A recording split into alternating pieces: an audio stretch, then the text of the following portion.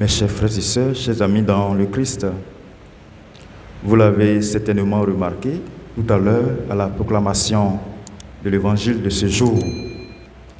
C'est une reprise du texte de l'évangile du 7e dimanche de Pâques que nous avions célébré il y a seulement quelques jours.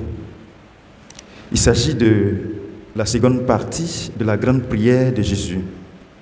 Et Jésus prie pour ses disciples et pour tous ceux qui, sur leurs paroles, croiront au Christ. Et la première ligne du texte de cet évangile nous l'indique en ces termes. En ce temps-là, les yeux levés au ciel, Jésus priait ainsi. Comme Saint Jean nous l'a traduit, Jésus s'adresse au Père à travers une prière royale. Et son attitude même nous en avertit. Il tourne son regard vers le Père en un simple geste qui lui était familier. Et il devient hautement filial sous une vocation répétée de Père Saint. Cette prière de Jésus est éternelle et couvre pour toujours le temps de l'Église qui rassemble désormais tous les fidèles du Christ. Elle est liturgique et sacerdotale, au sens où elle est une action efficiente du Christ lui-même.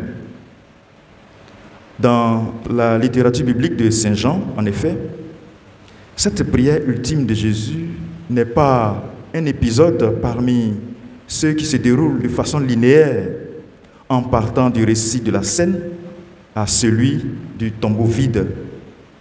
Elle est plutôt une prière avant la croix.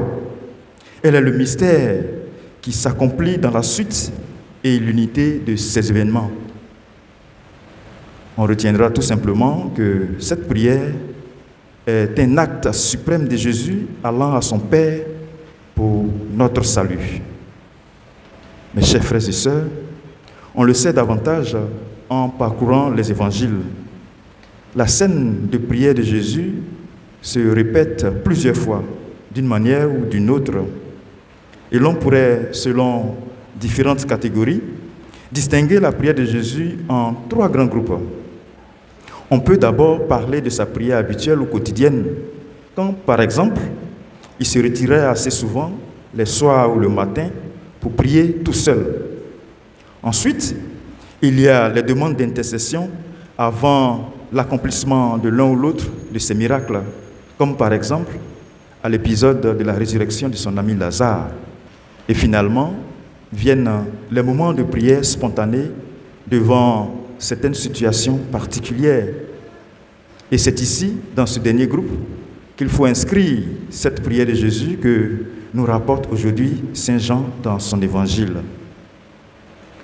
Dans les situations qui touchent à la vie ou à la dignité de la personne humaine, devant les moments forts, significatifs dans la vie de Jésus, l'on remarquera que sa réaction habituelle est toujours de se tourner vers son Père pour se confier à lui, pour se mettre entre ses mains et le faire participer de ses expériences.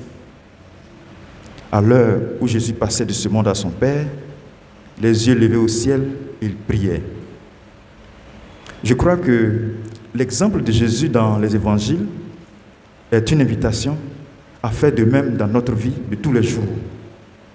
Devant une situation quelconque de souffrance ou de difficulté, devant des moments forts, significatifs, dans des circonstances de vie particulières, quels que soient des moments de joie ou douloureuse, au lieu de se replier sur soi-même, l'Évangile nous apprend aujourd'hui à nous tourner vers Dieu et à nous remettre par une simple prière entre ses mains.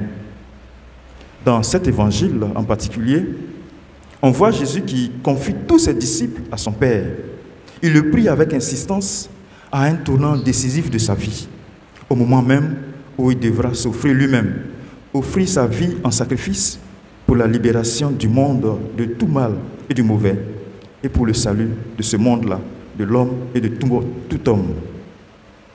Dans ce passage, on peut aussi voir d'une certaine manière que le Christ met dans les mains de Dieu tous les futurs disciples, en d'autres mots, les chrétiens de tous les temps, et les paroles qu'il prononce ne nous promettent pas forcément une vie facile.